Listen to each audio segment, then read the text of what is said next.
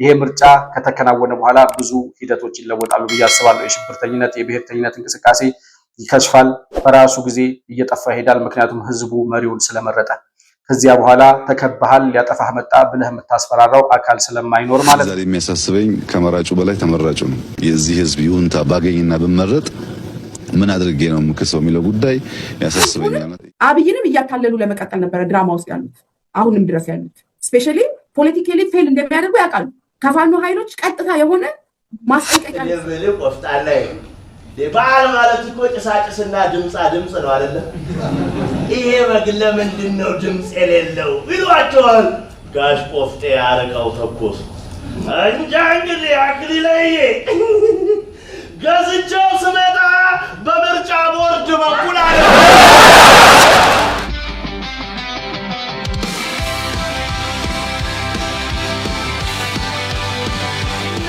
በመላ ኢትዮጵያ 57 ሚሊዮን መራጮች ተመዝግበው ጠላትን አሳፍረዋልና እንኳን ደስ ያላችሁ። እርቦኛል የሚል ሰው ጠምቶኛል የሚል ሰው መጥቶ በምገባ ማዕከላችን መብላት ይችላል ስትል ይሄንን መቃወም እኔ አሁን እንዴት ነው መቃወም? ግብዣው ከመድረሱ በፊት ጠቅላይ ሚኒስትር አብይ አህመድ ከካሜራ ውጪ በሆነ ሁኔታ እዛ አዳራሽ ውስጥ የተሰበሰቡ ሰዎችን በሙሉ አባቶችን ዝቅ ብሎ ተንበርክኮ እግር ያጥባል። ሳፋውን ምናምን በማቅረብ ፎጣ በማቅረብ እግር ማድረቂያውን ምናምን ዋው ቀዳማዊት እመቤቷም ልጆቻቸው አብረው ደግሞ ያገለግላሉ። የባህር ዳር ልጆች ብልጽግና ናቸው ወይ ብሎ መጠየቅ፣ ጳጳሱ ቄስ ናቸው ወይ ወይም ኡለማው ደረሳ ናቸው ወይ ብሎ እንደመጠየቅ ይቆጠርብኛል። ለህዝብ ደግሞ አብይን ሲያይ አብይዬ ሟሟ እያለ አድዬ ምናምን እያለ እኔ አሁን ሼም እያዘ ያን የተረዳነውን እውነት አሁን ተረድተው ወደ እውነቱ እየመጡ ያሉ ሰዎች ይገርሙኛል በጣም። እንዴት በዚህ ደረጃ ልዩነት ልንፈጥር እንደቻልን ራሱ ግራ ይገባኛል። ማለት አንድን ነገር ለመረዳት ሰው 8 ዓመት እንዴት ይወስድበታል?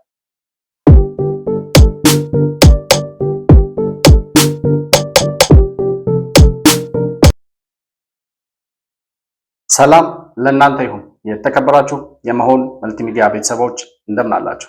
ብሩክ የሾርቅ አሰፋ ከመሆን መልቲሚዲያ የዛሬውን የግንቦት 24 ዕለታዊ የመረጃ ፕሮግራማችንን ይዘን ቀርበናል። በዛሬው ዕለት እንግዲህ የኢትዮጵያ ሀገራዊ ምርጫ 7ኛው ዙር ሀገራዊ ምርጫ እየተከናወነ የሚገኝበት ዕለት ላይ እንገኛለን። እኛም የዚህኑ የምርጫ ዕለት ውሎ ከተለያዩ ቦታዎች ላይ ያገኘናቸውን መረጃዎች በመንግስት ኃላፊነት ላይ ያሉ ጠቅላይ ሚኒስትር ዶክተር አብይ አህመድን ጨምሮ ድምፅ መስጠታቸውን ያገኘናቸው መረጃዎች ያስረዳሉ። እነዚህን መረጃዎች ተከትሎ የምርጫ ቦርድ ጠቅላላ ምርጫ የሚካሄድባቸው አሃዛዊ መረጃዎች ምን ይመስላሉ፣ በእነዛ ቦታዎች ላይ ምርጫ እየተካሄደ ነው ወይ የሚለውን ጉዳይ ባገኘነው መረጃ ላይ መሰረት አድርገን ወደ እናንተ የምናደርሰው መረጃ ይዘን መጥተናል። መሆን መልቲሚዲያን ላይክ፣ ሰብስክራይብ እና ሼር ማድረጋችሁን አትርሱ። በሱፐር ቻት እና በሱፐር ስቲከር እንዲሁም ደግሞ የቻናላችን አባል ቤተሰብ ወይም ሜምበር በመሆን ድጋፍ ልታደርጉልን እንደምትችሉ ለማስታወስ እወዳለሁ። በግንቦት 24 2018 ሀገራዊ የምርጫ ሂደት ላይ ያላችሁን ሐሳብና አስተያየት በኮሜንት መስጫው ላይ ልታሰፍሩልኝ እንደምትችሉ እያስታወስኩኝ ከፕሮግራማችን ጋር አብራችሁ እንድትቆዩ በአክብሮት እጋብዛለሁ።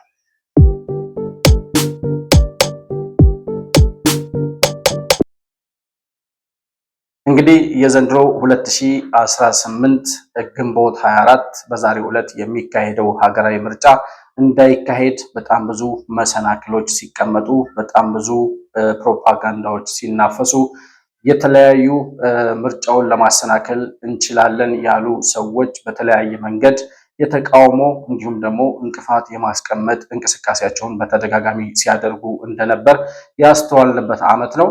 ነገር ግን የኢትዮጵያ ሕዝብ ምንም እንኳን የተባለው የተወራው ሁሉ ቀላል ፕሮፓጋንዳ ባይሆንም ህዝቡ ወደ ምርጫ ጣቢያ እንዳይሄድ ለማስፈራራት፣ የምርጫ ካርድ እንዳያወጣ ለማድረግ፣ በተለያየ መንገድ ህዝቡ ዲሞክራሲያዊ መብቱን ተጠቅሞ የሚፈልገውን መሪ ወይም ፓርቲ እንዳይመርጥ ብዙ የተናፈሱና የተራገቡ ወሬዎች ቢኖሩም የኢትዮጵያ ህዝብ ግን በራሴ ድምፅ ማንም መወሰን አይችልም። ራሴ የሚመራኝን የምፈልገውን ለሀገሬም ለኔም እንደ ግለሰብ ይጠቅመኛል የምለውን መንግስትና ፓርቲ የምመርጠው ራሴ ነኝ ብሎ ከ57 ሚሊዮን ህዝብ በላይ የምርጫ ካርድ ማውጣቱን ተመልክተናል። ይህ 57 ሚሊዮን ህዝብ እንግዲህ ምናልባት ማነጻጸር ካስፈለገ ከአምስት ዓመት በፊት በ2013 ዓ.ም በተካሄደው ምርጫ ላይ 38 ሚሊዮን ህዝብ አካባቢ ነበረ ድምፁን ለመስጠት በምርጫው ለመሳተፍ የምርጫ ካርድ የወሰደው። ከ5 ዓመት በኋላ ባለው የዲሞክራሲያዊ ሂደት መዳበር የህዝቡም ንቃተ ህሊና መጨመሩን ተከትሎ ህዝቡ የምርጫ ሂደት ውስጥ መሳተፍ ምን ማለት እንደሆነ የኔ ድምፅ ምን አይነት ዋጋ አለው የሚለውን ጉዳይ እየተገነዘበ በመምጣቱ ባለፈው ዓመት ከነበረው 38 ሚሊዮን ጨምሮ ዛሬ ወደ 57 ሚሊዮን የሚደርስ መራጭ ተመዝግቦ ድምፁን እየሰጠ ይገኛል።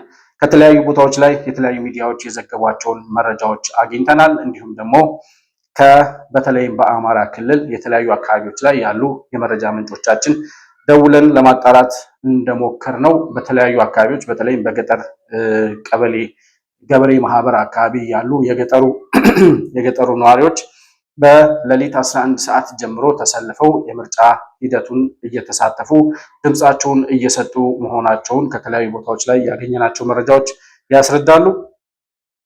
ክቡራን ተመልካቾች፣ የመሆን መልቲሚዲያ ቤተሰቦች፣ ትላንት እንደነገርኳችሁ ትንሽ የጉንፋን ስሜት ስላለ መሀል ላይ መቆራረጥ ወይም የመነፋነፍ ስሜት ካለ ከዛ አንጻር እንድትረዱት ዛሬም ለማሳሰብ እወዳለሁ። በዚህ ሁኔታ የምርጫ ሂደቱ እየተከናወነ ያለበትን ሂደት ተመልክተናል።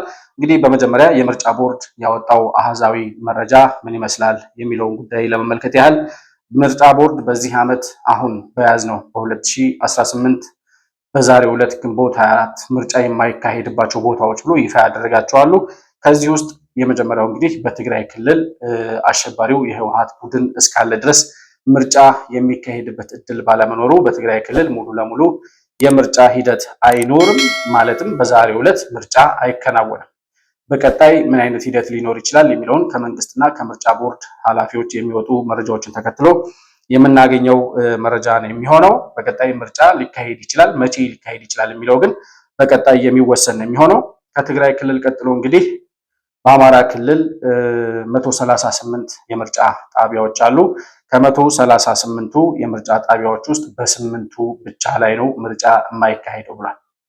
እነዚህ 8ቱ የምርጫ ጣቢያዎች እንግዲህ በደቡብና ምስራቅ ጎንደር ዞን 2 የምርጫ ጣቢያዎች እንዲሁም በአምባሰልና ደጋዳሞት እንዲሁ 4 የምርጫ ጣቢያዎች ላይ 6 የምርጫ ጣቢያዎች ላይ በአጠቃላይ በድምሩ 8 የምርጫ ጣቢያዎች ምርጫ አይካሄድባቸውም ብሏል።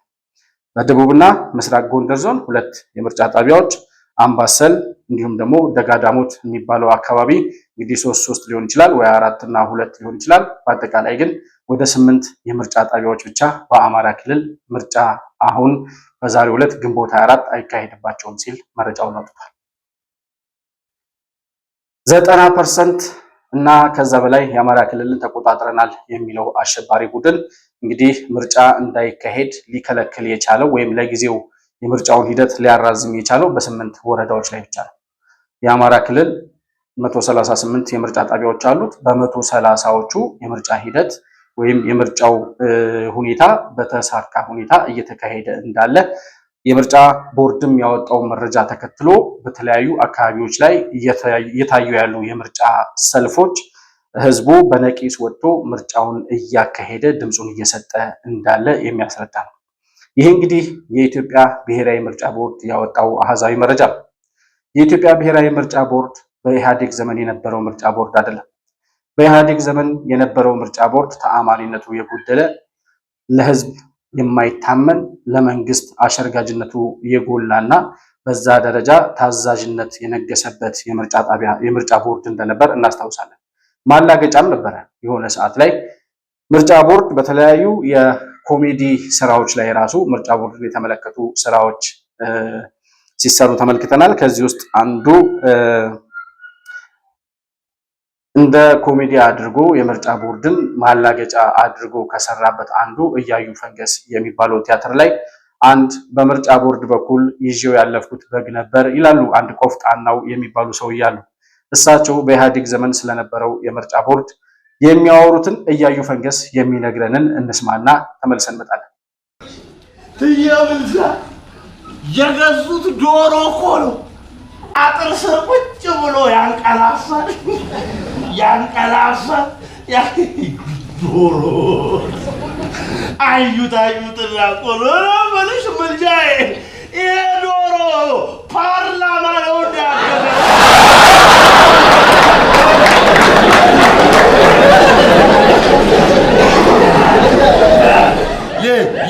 የእሳቸው በግስ በግ ድምፅ የሚባል አይጮም። በጉ ያው ባለቤታቸው ትያት ለቤታቸው በጫለሉ የሆነ ነገር ማለቱ አይቀርም ብለው እኮ ነው። እኔ በሌ ቆፍጣና በዓል ማለት እኮ ጭሳጭስና ድምፅ ነው አይደለ? ይሄ በግ ለምንድን ነው ድምፅ የሌለው ይሏቸዋል። ጋሽ ቆፍጤ አርቀው ተኮሱ። እንጃ እንግዲህ አክሊለዬ ገዝቼው ስመጣ በምርጫ ቦርድ በኩል አለ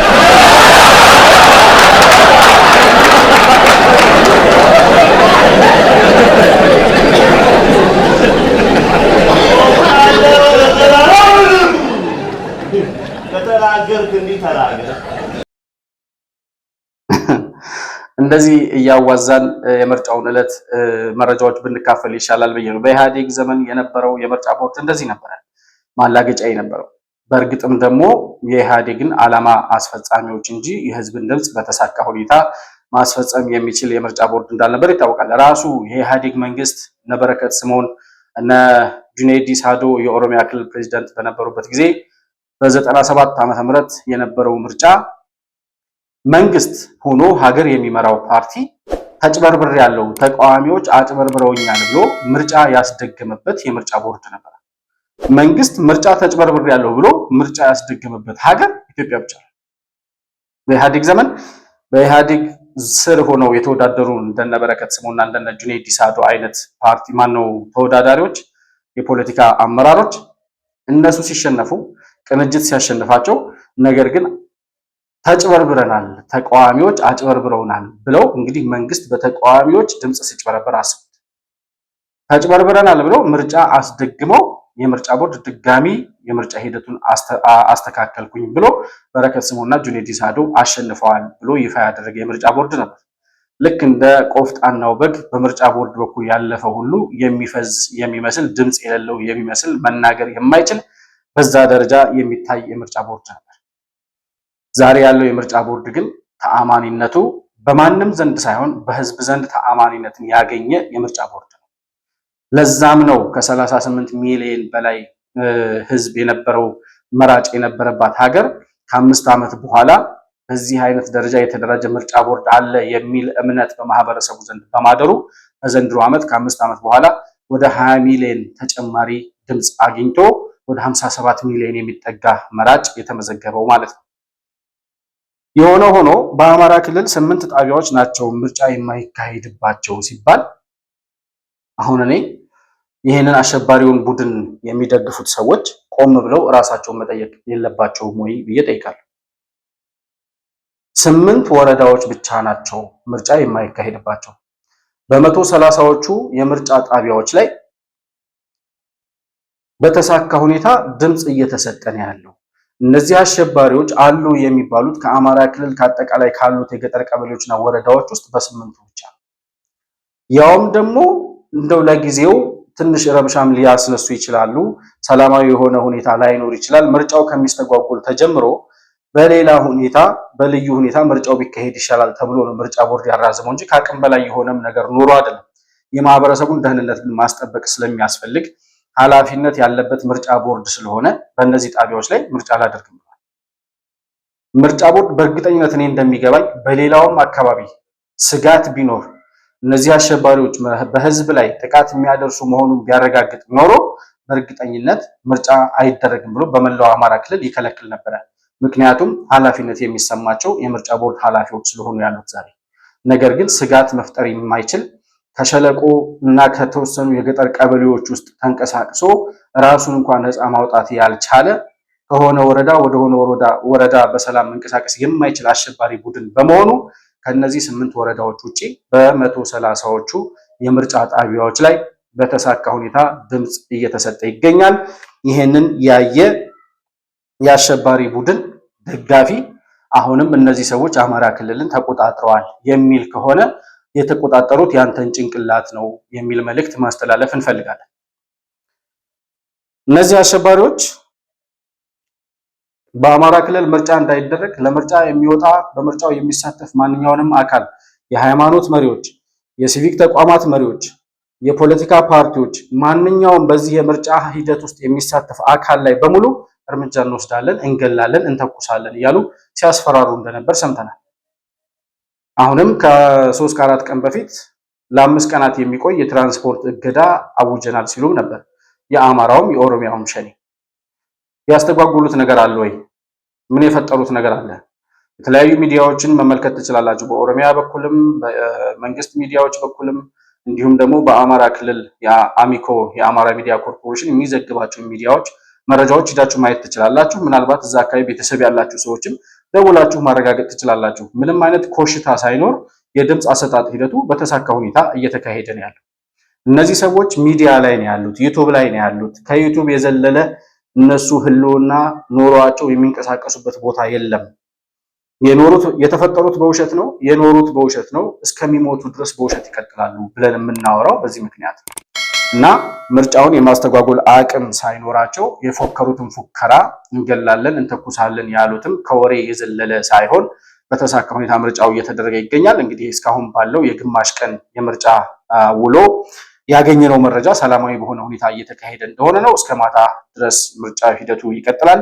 ከዚያ በኋላ ደግሞ የሚኖሩ መረጃዎችን ምናልባት ማታ ካልሆነ በነገው ዕለት የምንዘግበው ነው የሚሆነው። ይህ አሸባሪ ቡድን ግን ባለፈው የቅዳሜ ዕለት በአርሴናል እና በፓሪስ ሴን ጀርመን መካከል ይደረግ የነበረው የአውሮፓ ቻምፒየንስ ሊግ ጨዋታ በጎንደር ዩኒቨርሲቲ ውስጥ ተሰብስበው ሲመለከቱ የነበሩ የዩኒቨርሲቲው ተማሪዎች ኳስ እየተመለከቱ ባለበት ምሽት ላይ ቦምብ አፈንድተው የተወሰኑ ተማሪዎች መጎዳታቸውን ሰምተናል። ይሄ ቡድን አሁን ለይቶለት የሽብር እንቅስቃሴ ውስጥ መግባቱን በገሃድ የሚያሳይ ሁኔታ ነው። አሁንም በቀጣይ ምናልባት ከመንግስት የጸጥታ ኃይሎች ከመንግስት የደህንነት ኃይሎች የተሰወረ ይሆናል ብዬ ባላስብም እስከ ማታ በሚኖረው ሂደት መዘናጋት፣ ክፍተት መፍጠር ለእንደዚህ አይነት አደጋ ሊያጋልጥ ይችላልና እነዚህ አሸባሪዎች ባሉባቸው አካባቢዎች በሙሉ ህዝቡ በሰላም ድምፁን ሰጥቶ እስከሚገባ ድረስ ጥንቃቄ እንደሚያስፈልግ ከወዲሁ ማስታወስ ያስፈልጋል። መንግስትም በተጠናከረ ሁኔታ የጸጥታ ሂደቱን እያስከበረ እንዳለ ያገኘነው መረጃ ያስረዳል። የምርጫ ሂደቱን የሚያሳየው የድምፅ አሰጣጥ ሂደቱ የሚያሳየው እውነትም እሱን ነው። የተለያዩ የፖለቲካ ፓርቲዎች በዚህ የምርጫ ሂደት ላይ መሳተፋቸውን ድምፅ እየሰጡ መሆናቸውን ባገኘነው መረጃ ማረጋገጥ ችለናል። እንግዲህ የፖለቲካ ፓርቲዎች ሲባል የሚነሳው ኢህአፓ እና አንዱ ትብብር የሚባለው ፓርቲ ነው። ትብብር የሚባለው ኢህአፓ ያለበት ወደ 5 ፓርቲዎች ተቀናጅተው የፈጠሩት ህብረት ነው። መኢአድ፣ አማራ ጊዮናዊ፣ ኢህአፓ፣ እናት ፓርቲ እና አንድ ሌላ ፓርቲ የፈጠሩት ውህደት ነው።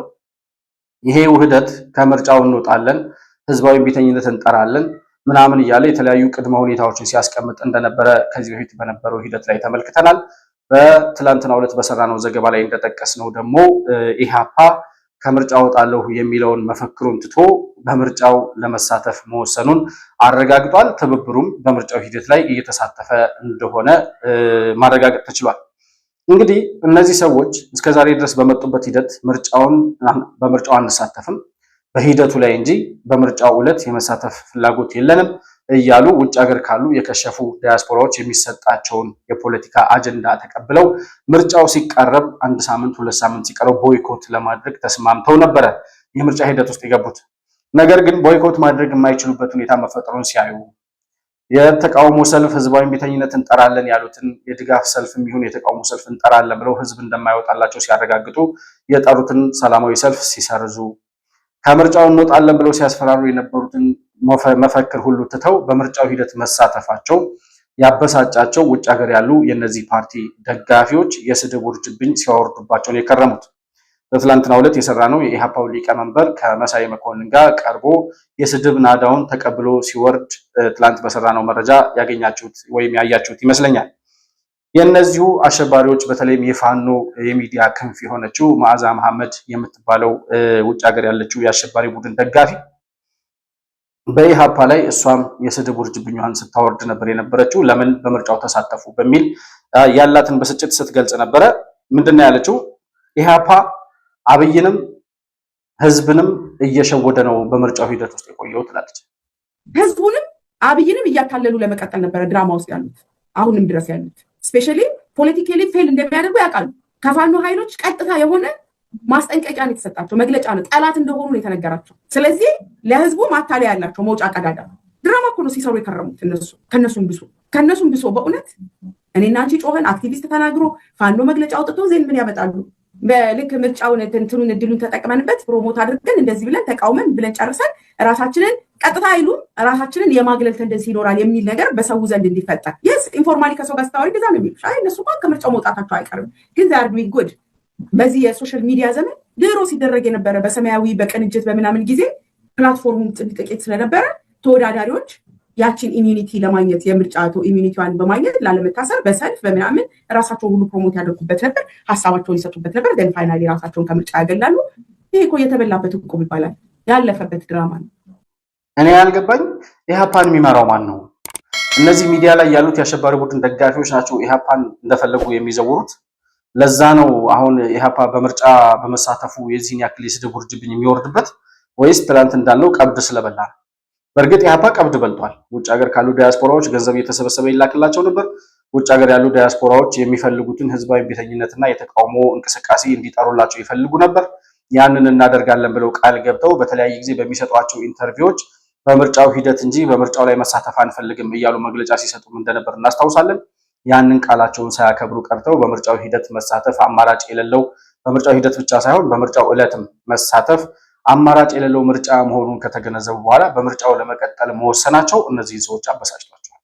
እና እንደምታዩቸው አደባባይ ወጥተው ህዝብ እየሰማ እንዴት በምርጫው ተሳተፋላችሁ እያሉ በሰለጠነ ዓለም ውስጥ የሚኖር የዲሞክራሲያዊ የፖለቲካ ሂደት ምን ማለት እንደሆነ በተረዳ ማህበረሰብ መሃል የሚኖሩ ሰዎች፣ ህዝብ በነፃነት የሚመራውን መሪ በሚመርጥበት ሀገር የሚኖሩ ሰዎች ኢትዮጵያውያን የሚመራንን መሪ እንዳንመርጥ የዚህን ያክል እንቅፋት የሆኑት ለምንድን ነው ምርጫው እንዳይካሄድ የሚፈልጉት? ለምንድን ነው የፖለቲካ ፓርቲዎች በምርጫው ሂደት እንጂ በምርጫው ላይ እንዳይሳተፉ ሲቀሰቅሷቸው የነበሩት የሚለውን ጥያቄ ስናነሳ ይሄ ምርጫ ከተካሄደ የአሸባሪነት፣ የብሔርተኝነት፣ የነፃ አውጭነት ፖለቲካ ወደ መቃብር ይወርዳል። 57 ሚሊዮን ህዝብ ወጥቶ ድምፅ ሰጠ ማለት ድምፅ መስጠት ከሚችለው ህዝብ እድሜው ለድምፅ መስጠት ከደረሰው ህዝብ ማለት ነው።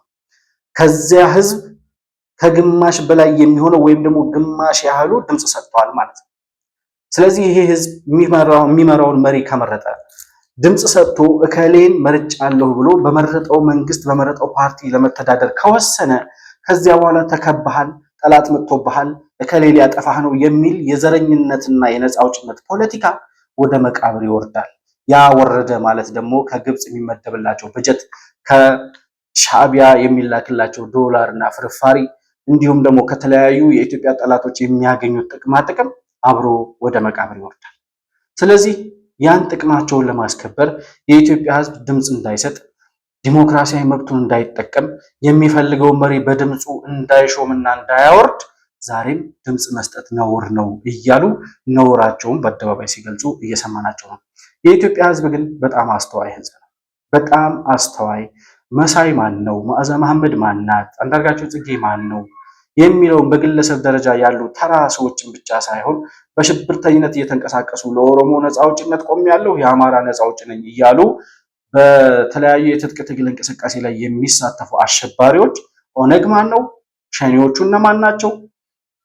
ኢዜማ ማን ነው? አብን ማን ነው የሚለውን ጉዳይ መርምሮ በደንብ ጠይቆ ለይቶ ማወቅ የሚችል ገበሬ ነው ያለው ኢትዮጵያ ውስጥ። ምናልባት በገጠር የሚኖረውን ማህበረሰብ ንቃችሁት ከሆነ ከእናንተ በላይ ኢትዮጵያ ውስጥ ምን እየተሰራ እንዳለ የሚያውቅና የሚመረምር ማን ምን ሊሰራለት እንደሚችል ማን ምን እያወራ እንደሚኖር የሚያውቅና የለየ ማህበረሰብ መሆኑን በይፋ በራሱ ድምፅ ያረጋገጠበት ዕለት ነው እና ይሄ ከሞት በላይ ሞት መሆኑ ለነዚህ ለእንደነ መዓዛ አይነት በተለይ በ60ዎቹ ዘመን ከሽፈው እስከዛሬ የስልጣን ጥም እያናወዛቸው ያሉ እንደነ አንዳርጋቸው ጽጌ አይነት ሰዎችን የመጨረሻ የመቃብራቸው መደምደሚያ ወይም ግብአተ መሬታቸው የሚፈጸምበት ዕለት ስለሆነ ምርጫ እንዳይደረግ የተለያዩ እንቅስቃሴዎችን ሲያደርጉ ነበር። ነገር ግን አስተዋዩ የኢትዮጵያ ሕዝብ ከራሴ ድምፅ ላይ የሚወስነው ማንም አይደለም፣ እኔ ራሴ ብቻ ነኝ፣ ማንም አይደለም የኔን መሪ የሚመርጥልኝ፣ ራሴ ነኝ የምመርጠው ብሎ ድምፁን በተግባር እያዋለ ይገኛል።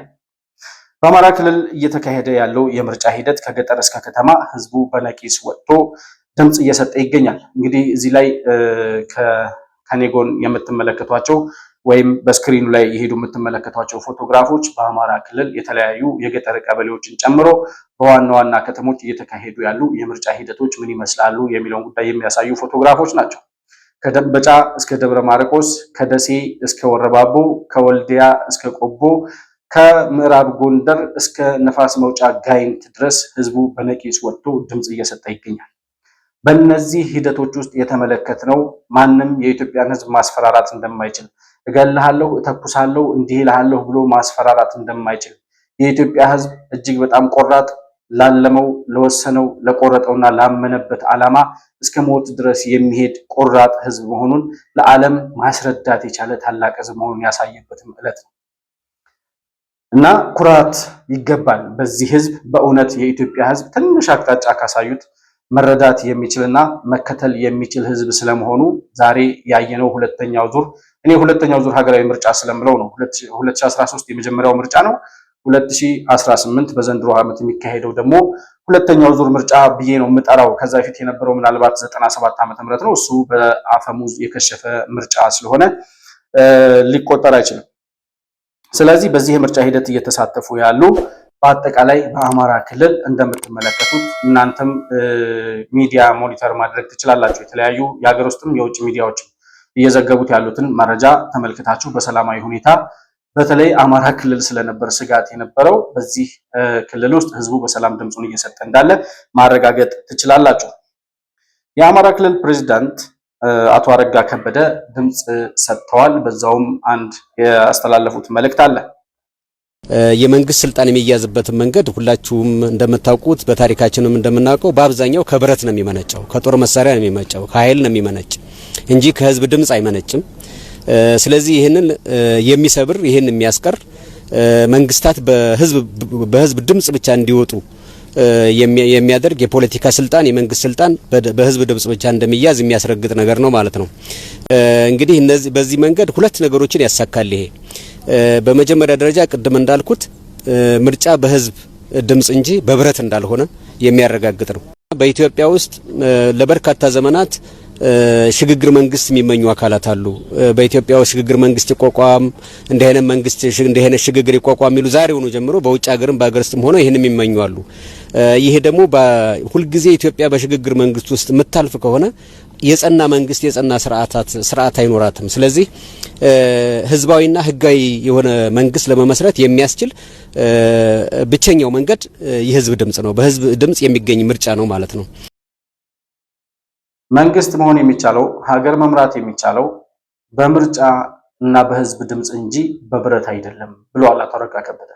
አቶ አረጋ ከበደ እስከዛሬ ከነበሩት የአማራ ክልል ፕሬዝዳንቶች ሁሉ በጣም በቆራጥነት የክልሉን ሰላም ለመመለስ አሸባሪውን በልኩ ለማናገር ወደ ሰላም የሚመጡትን ወደ ሰላም እንዲመጡ የተለያዩ የሰላም ድርድሮችን በማድረግ ስኬታማ የሆነ ስራ እየሰሩ ያሉ ከዚህ በኋላም በሚኖራቸው ሂደት የአማራ ክልልን ሰላም በተሻለ ሁኔታ ያስጠብቃሉ ተብሎ እምነት የተጣለባቸው ቆራጥ አመራር ናቸው። በዚህም ምስጋና ይገባቸዋል። ይሄ ሁሉ ፉከራ ባለበት፣ ይሄ ሁሉ ሽለላ ባለበት፣ ህዝብ ለድምፅ መስጠት እንዳይወጣ እንገላለን የሚል አሸባሪ ቡድን ባለበት ክልል ውስጥ በዚህ ደረጃ ሰላም አስከብሮ ሀገርን፣ ህዝብን በሰላም ወጥቶ ድምፁን እንዲሰጥ ማድረግ ማስቻል እጅግ በጣም ከመሪነት የሚጠበቅ ትልቅ ተግባር ነውና ይሄን ስላደረጉ የተወራውን አሉባልታ ሁሉ ውሸት አድርገው ህዝቡ በሰላም ድምፁን እንዲሰጥ የሚያስችል አውድ መፍጠር ስለቻሉ እንዳንድ ዜጋ እንዳንድ የሚዲያ ሰው እናመሰግናለን ልንላቸው እንፈልጋለን አቶ አረጋ ከበደ።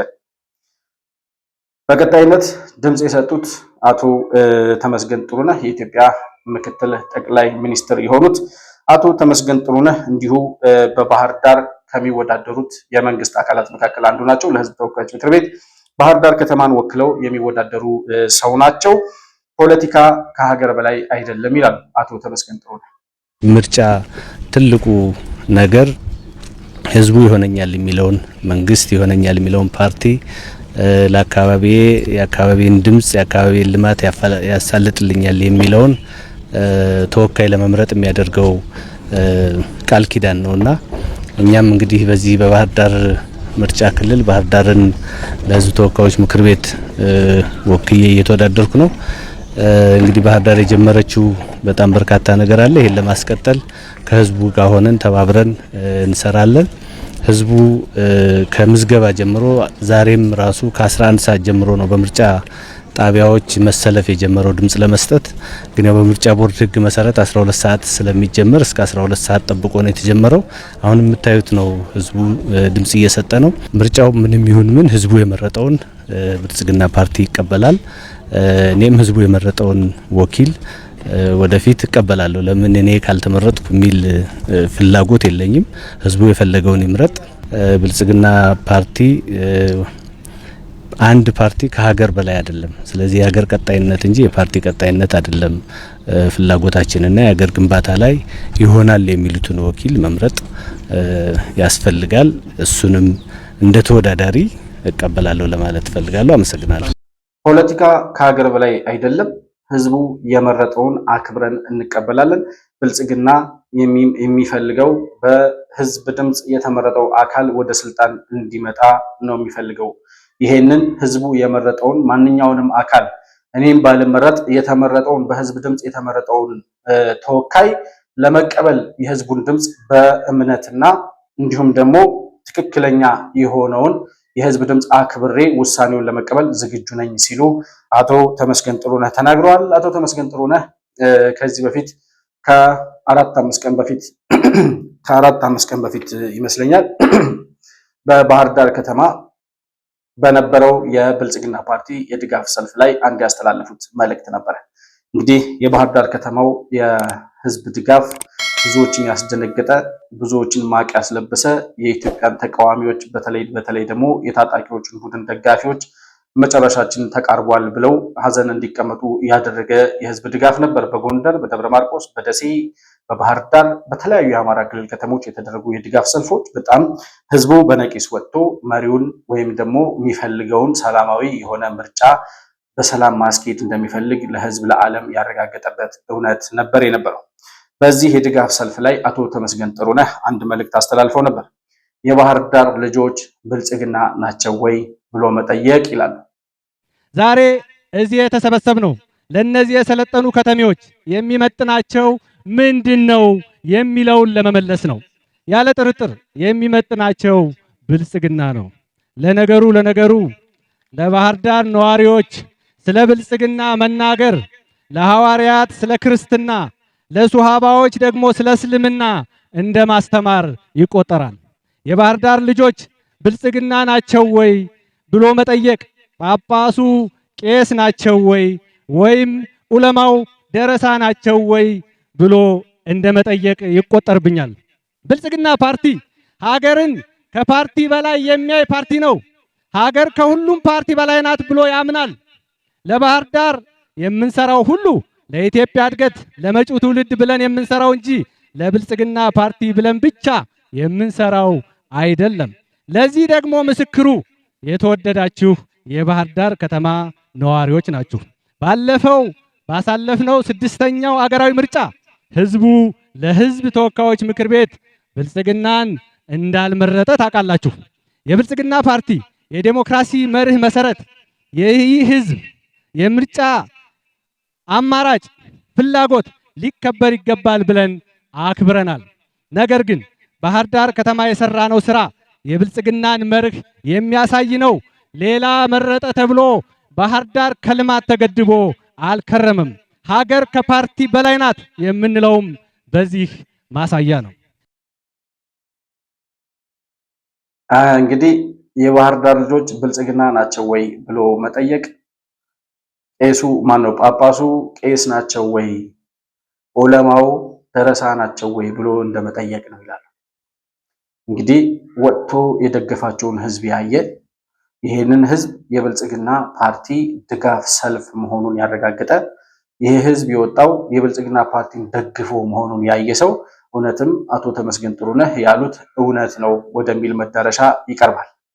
በእርግጥም ደግሞ የባህር ዳር ህዝብ ማንንም ይምረጥ ብልጽግናም አይሁን የፈለገውን ነገር ይሁን፣ ነገር ግን ሰላሙን ለማስከበር የሄደበት ርቀት ከታጣቂዎቹ ጋር ህብረት እንደሌለው፣ ከአሸባሪ ጋር አንድነት እንደሌለው የሚፈልገው ሰላማዊ የሆነ የምርጫ ሂደት እንደሆነና በድምፁ መንግስትን መምረጥ የሚፈልግ ህዝብ መሆኑን አደባባይ ወጥቶ በዚህ ልክ ያረጋገጠ ህዝብ ስለመሆኑ ማረጋገጥና ምስጋናም ይገባዋል ሊባል የሚገባው ህዝብ ነው እና አቶ ተመስገን እንዳሉት እንግዲህ በ2013 ዓ.ም ባህር ዳር ላይ የተመረጠው ሌላ አካል ነበር። ብልጽግና አልተመረጠም ነበር።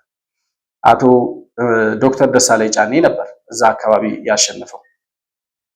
እነ ዶክተር ደሳለኝ እነ ክርስቲያን ታደለ ሌሎችም የአማራ ክልል ተወካዮች ነበሩ ፓርላማ ገብተው የነበሩት የአማራ ክልል የተለያዩ ወረዳዎች ላይ እንዲሁም ባህር ዳር ከተማን ጨምሮ ባህር ዳርን ወክሎ የገባው አቶ ማነው ዶክተር ደሳለኝ ይመስለኛል ካልተሳሳትኩ እና እነሱ ነበሩ ያሸነፉትና ነገር ግን አቶ ተመስገን ሲናገሩ እንደሰማችኋቸው የዛን ሰዓት 2013 ዓ.ም አልመረጣችሁንም ብለን በባህር ዳር ሊካሄድ የሚገባውን ልማት አላቆምንም፣ የባህር ዳር ህዝብ ልማት ይገባዋል፣ ከተማዋ ማደግ አለበት ብለን ፋሲለደስን ያደስነው፣ ላሊበላን ያደስነው፣ የተለያዩ የልማት ስራዎችን እንደ ጎርጎራ እና በተለያዩ አካባቢዎች ላይ የተሰሩ የልማት ስራዎችን የሰራ ነው ድምጽ ባልመረጠን ሰዓት ነው።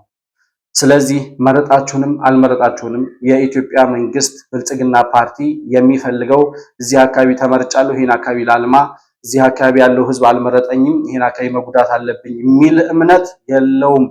ስለዚህ ያኔ ሳትመርጡንም ቢሆን የልማት ስራችን አጠናክረን ቀጥለናል። አሁን ደግሞ ከመረጣችሁን የጀመርነውን የልማት ስራ አጠናክረን እንቀጥላለን ሲሉ ቃል ገብተዋል። የእውነትም ደግሞ በአማራ ክልል ብልጽግና ፓርቲ ሳይመረጥ እነዚህ ዶክተር ደሳለኝ ጫኔ በተመረጡበት አካባቢ ባህር ዳር፣ ጎንደር የተለያዩ አካባቢዎችን ጨምሮ የተለያዩ የልማት ስራዎች ሲሰሩ የተመለከተ ህዝብ ብልጽግና ፓርቲ አልተመረጥኩም ብሎ ህዝብንና ሀገርን ወይም የተወሰኑ ከተሞችን የሚጎዳ ፓርቲ አለመሆኑን ማረጋገጥ ይቻላል። አስታውሳለሁ 97 ዓ.ም ደሴ ከተማ እኔ ደሴ ስለነበርኩ የደሴ ልጅ ነኝ። እኔ የሆነውን ነገር 97 ዓ.ም አውቃለሁ። በዛን ሰዓት በነበረው ረብሻ ተሳትፎ ስለነበረንም በቅንጅት ምክንያት ከታሰሩ ተማሪዎች ውስጥ አንዱ ነበርኩ። ምንም እንኳን እድሜያችን ለመታሰር ባይደርስም ማለት ነው። በዛን ሰዓት ደሴ ከተማ ኢህአዴግን አልመረጠችም ተብሎ በጣም ለረጅም ጊዜ ከልማት ተገልላ መኖሯንና የተለያዩ ጫናዎች በተለይ ባለሀብቱ ከደሴ ከተማ ነቅሎ እንዲወጣ በጣም ብዙ የግብር ጫናዎችን በባለሀብቱ ላይ በመጫን የደሴ ከተማ ባለሀብቶች እየነቀሉ ወደ መሀል ሀገር ወደ አዲስ አበባ እንዲመጡ የንግድ ስራቸውን እንዲያቆሙ እያደረገ የነበረበትና ማህበረሰቡን በኢኮኖሚ ድቀት ውስጥ ከተማዋን ከእድገት ወደኋላ እንድትሄድ ያደረገበት ሂደት እናስታውሳለን። በጣም በቀለኛ የነበረ ፓርቲ ስለሆነ ማለት ነው። ብልጽግና ግን በዛ ደረጃ ሀገርና ህዝብን የማይበቀል መሆኑን ሳይመረጥ እንኳን የሰራቸውን የልማት ስራዎች አይቶ በባህር ዳርና በአካባቢው በጎንደርና በአካባቢው የተሰሩ የልማት ስራዎችን አይቶ ማረጋገጥ ይቻላል። እንግዲህ ህዝብ በዚህ ደረጃ ወጥቶ የሚደግፈው ህዝብ ማን ነው? መንግስት። አሁን የህዝብ ቅቡልነት የለውም። ይሄ መንግስት አይደግፈውም። ህዝብ ጠልቶታል። ህዝብ ትንሽ ነው የቀረው ሊገለብጠው፣ በህዝባዊ እምቢተኝነት ከስልጣኑ ሊያወርደው በጣም ትንሽ ነው የቀረው የሚሉትን ጠቅላይ ሚኒስትር የህዝብ ድጋፍ ሲጠራ ብልጽግናን ፓርቲ ደግፎ የሚወጣውን ህዝብ የተመለከተ ሰው አሁን ይሄ ህዝባዊ ቅቡልነት የለውም የሚለው ነገር ምን ያክል ያስኬዳል? ቢያንስ ከዚህ በኋላ አትቀይሩትም ወይ?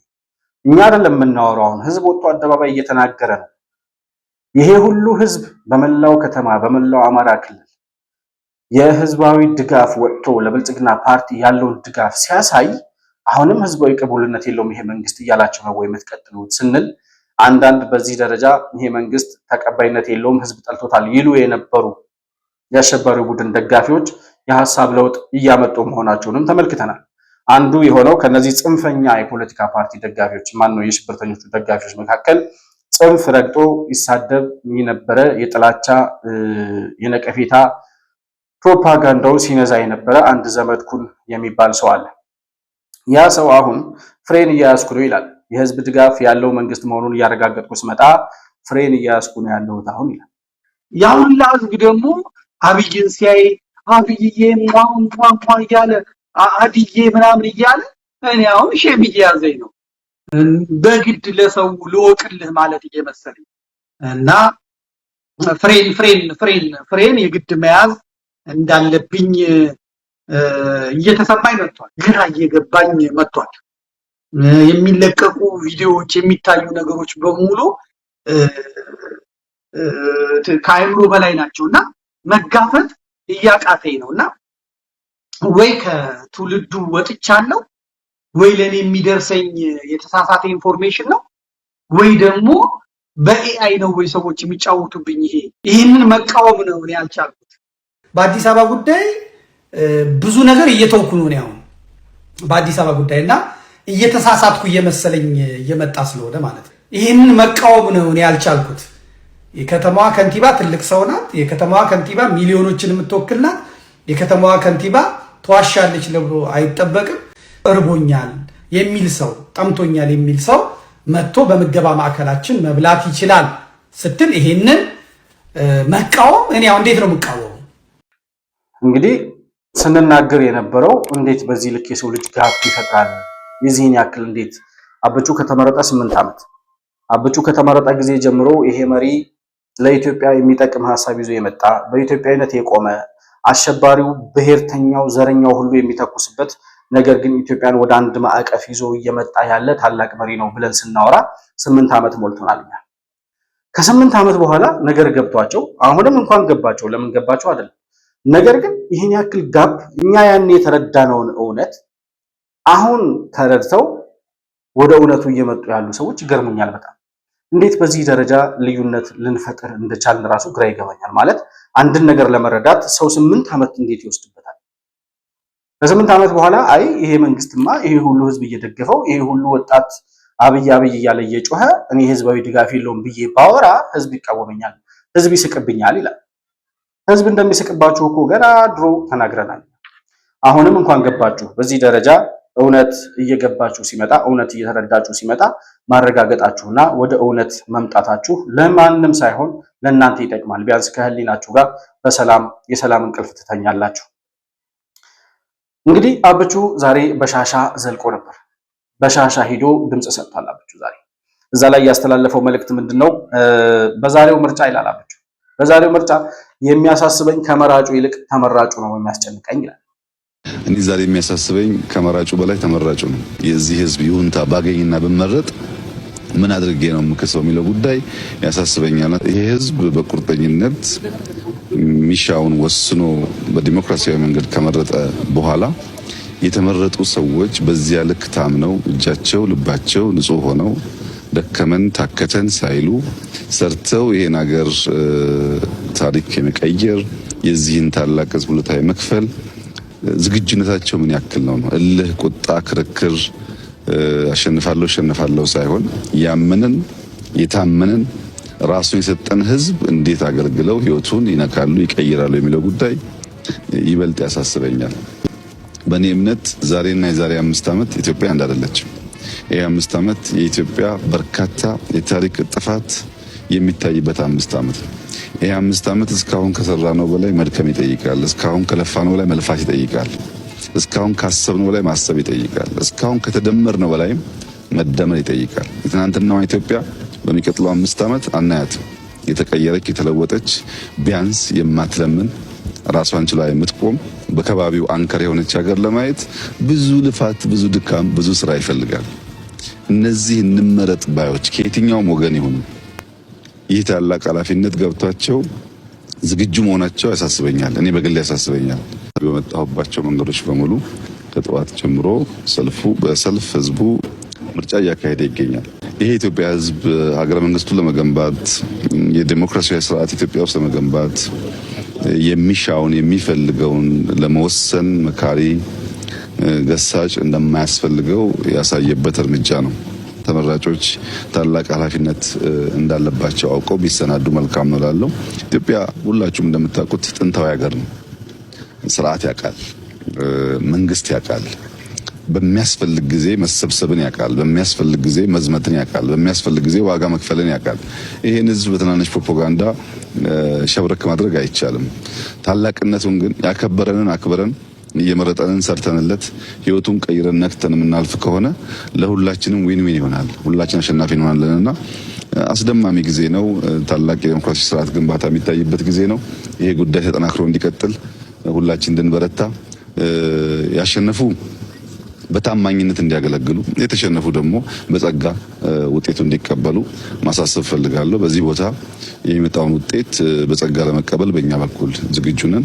ህዝቡ ላደረገው አጠቃላይ ተጋድሎ እና ጀግንነት ከፍተኛ ምስጋና ማቅረብ ፈልጋለሁ።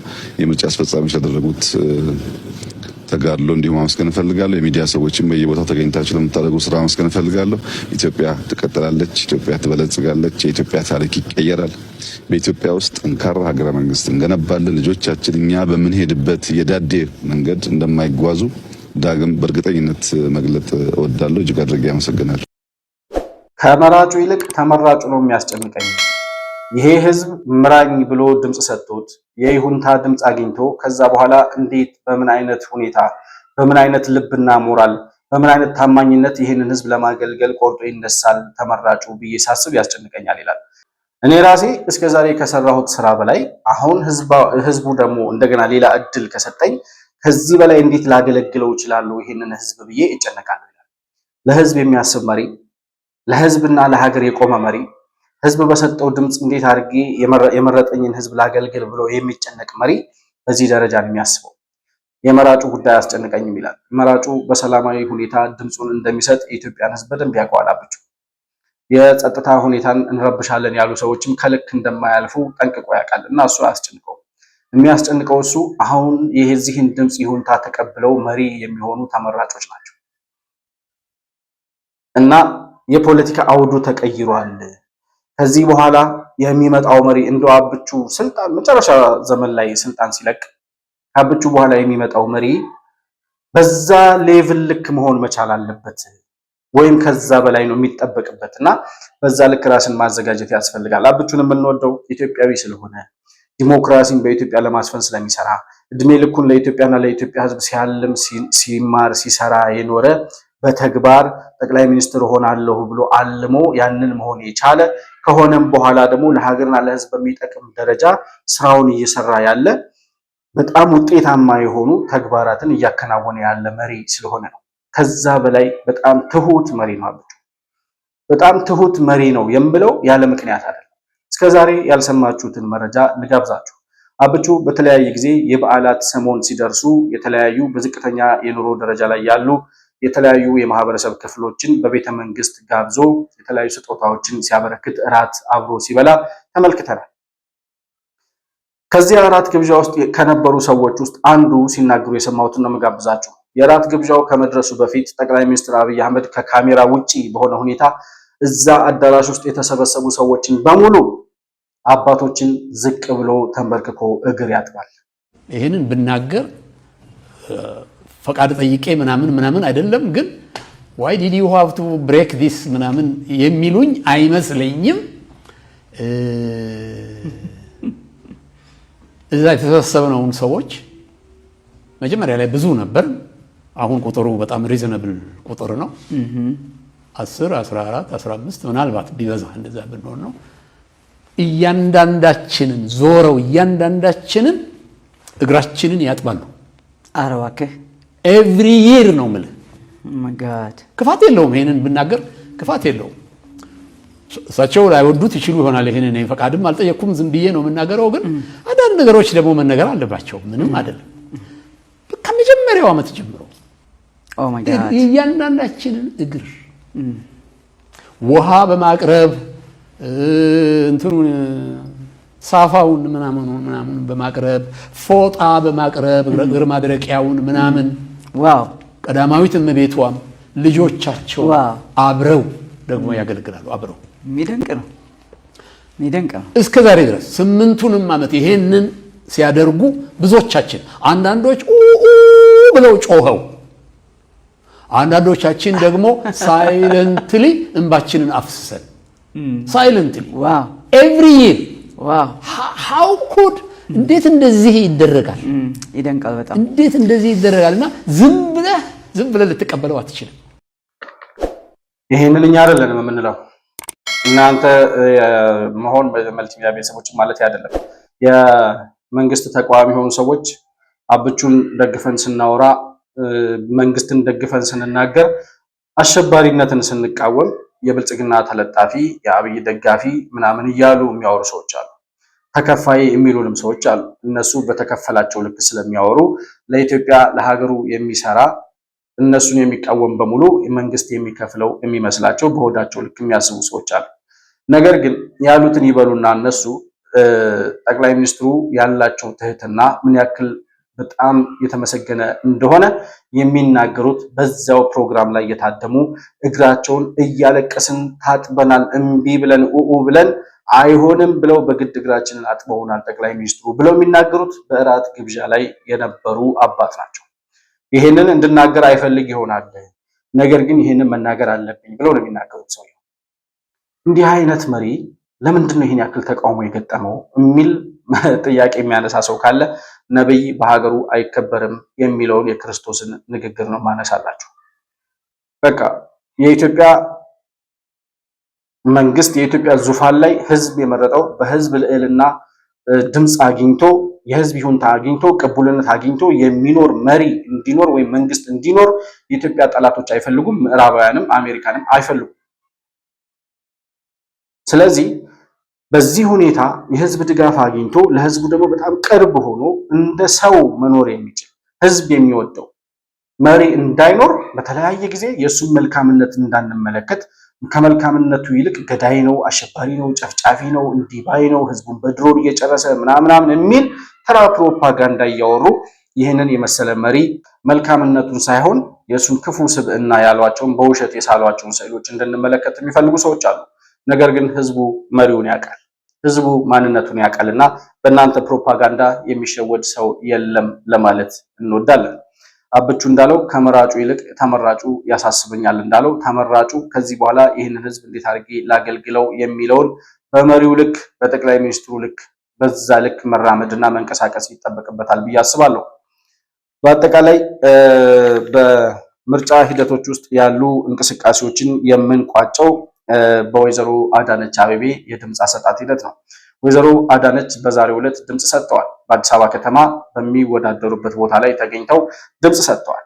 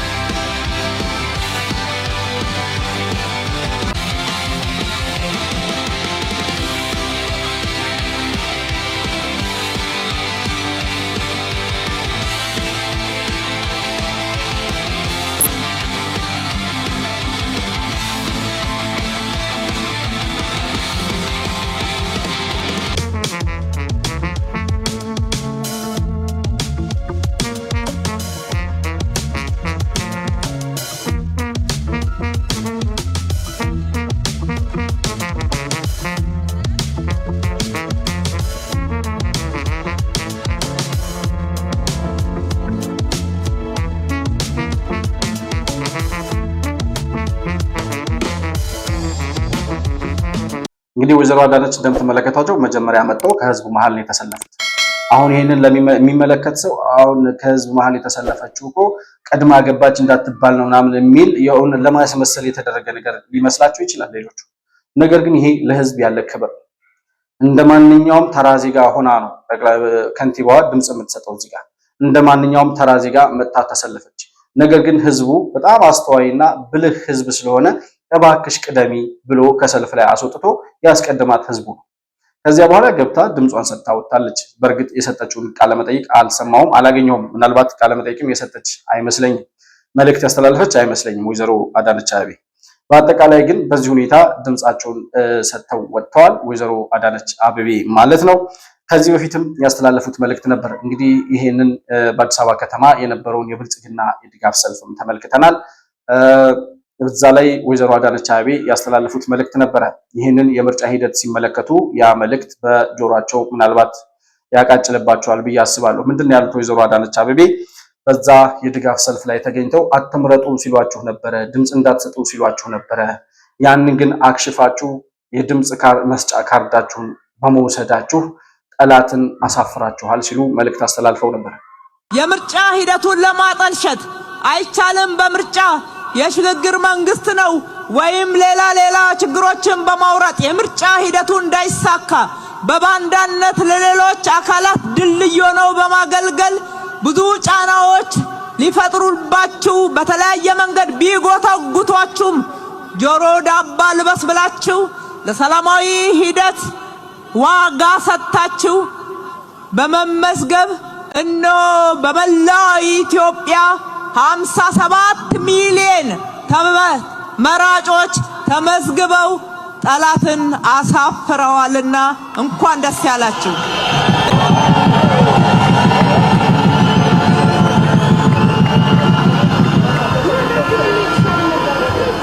ወይዘሮ አዳነች አቤቤ እንግዲህ ሲናገሩ እንደሰማችሁት ነው።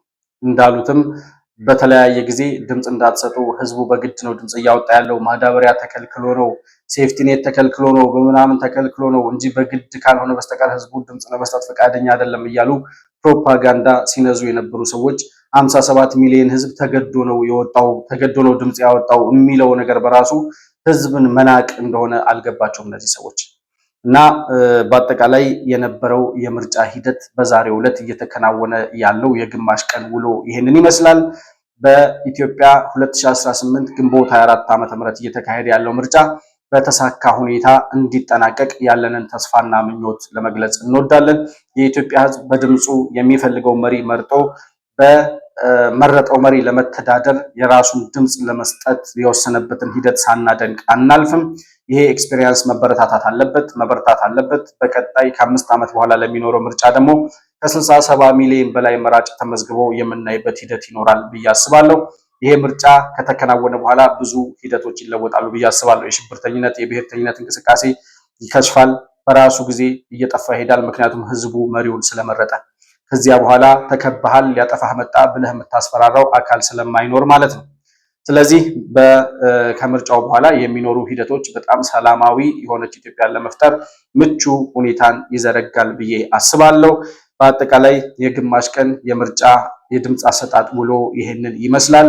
በቀጣይ የሚኖሩ አዳዲስ መረጃዎችን ወደ እናንተ ይዘን የምንመጣ ነው የሚሆነው። ዛሬ ይህን ቀረጻ በማደርግበት ሰዓት የልጆች ድምፅ ከጀርባ እንደሚረብሽ እየሰማሁ ነው። ዛሬ የምርጫ ዕለት በመሆኑ እንግዲህ ልጆች ትምህርት ቤት አይሄዱም። በዛ ምክንያት የተፈጠረ ችግር መሆኑን እንድትረዱ ከይቅርታ ጋር ለመጠየቅ እወዳለሁ። በአጠቃላይ ለዛሬ የነበረኝ ፕሮግራም ይህንን ይመስላል። መሆን መልቲሚዲያን ላይክ፣ ሰብስክራይብ እና ሼር ማድረጋችሁን አትርሱ።